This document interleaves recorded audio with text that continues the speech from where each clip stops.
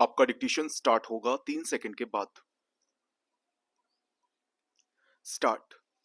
कहा जाता है, यदि एक पुरुष शिक्षित होता है तो केवल वही शिक्षित होता है, किंतु यदि एक स्त्री शिक्षित होती है तो पूरा परिवार शिक्षित होता है। विराम। इससे स्त्री शिक्षा के महत्व का अनुमान लगाया जा सकता है। विराम। समाज में जो परिवर्तन की लहर बह रही है उसे देखते हुए यह जरूरी हो जाता है कि हर क्षेत्र में स्त्री को समान अधिकार मिले। विराम। यह स्त्री शिक्षा के बल पर ही संभव है। हालांकि सामाजिक विधानों ने महिलाओं को राजनीतिक, आर्थिक, सामाजिक और धार्मिक अधिकार दिए हैं, लेकिन मात्र अधिकार प्राप्त होना उन्हें इन अधिकारों के लाभ प्राप्त करने के लिए प्रेरित नहीं कर सकता। विराम।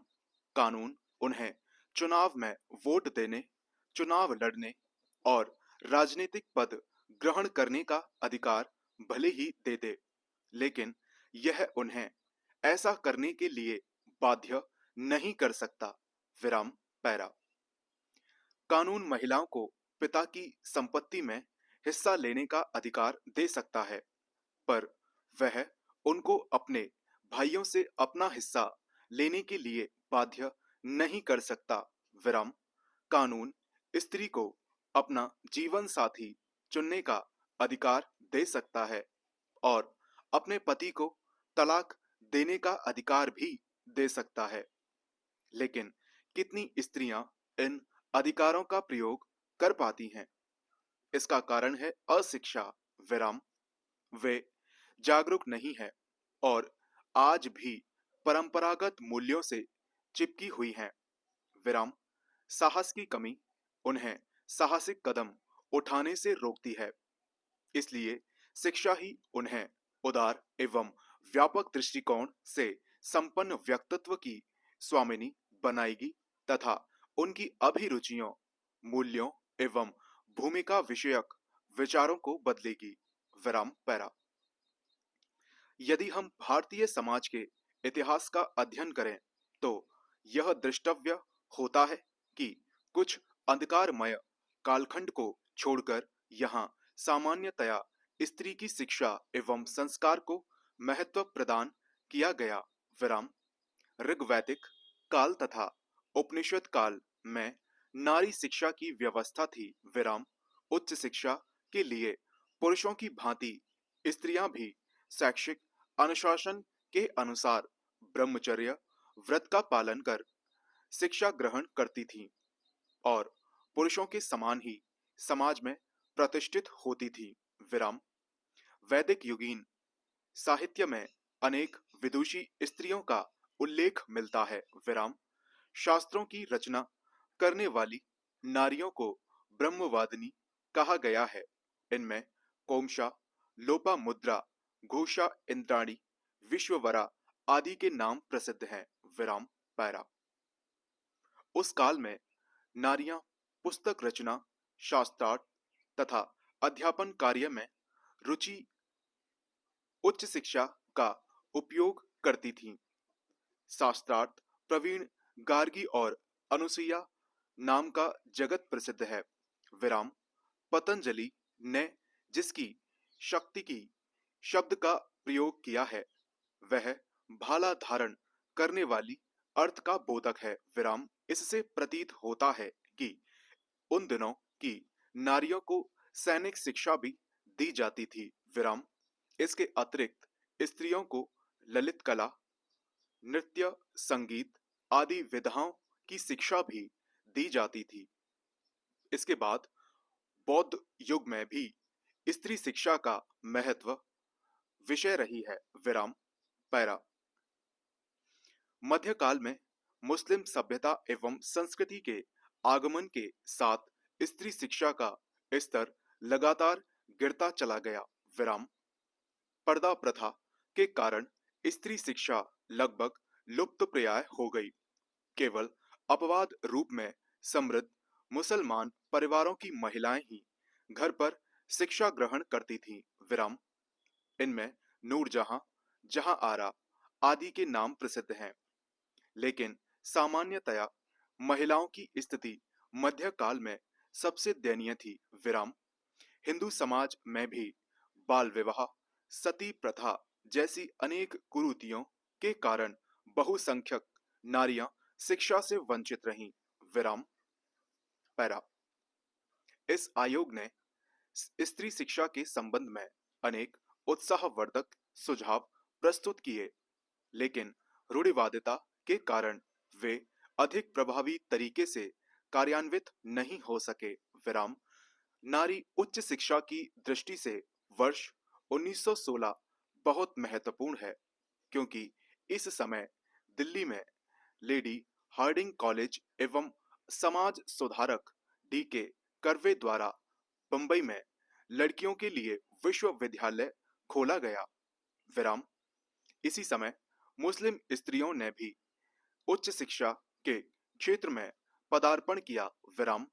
स्त्रियों की प्राविधिक शिक्षा में कला, कृषि, वाणिज्य आदि का समावेश हुआ और नारी सह शिक्षा की ओर अग्रसर हुई। विराम। पैरा।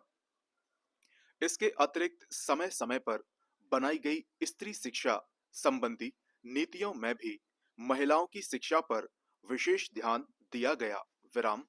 उदाहरण के लिए राष्ट्रीय शिक्षा नीति 1986 ने भी स्त्री पुरुष समानता के लिए स्त्री शिक्षा पर बल दिया, जो नवीन मूल्यों को विकसित करेगी। विराम।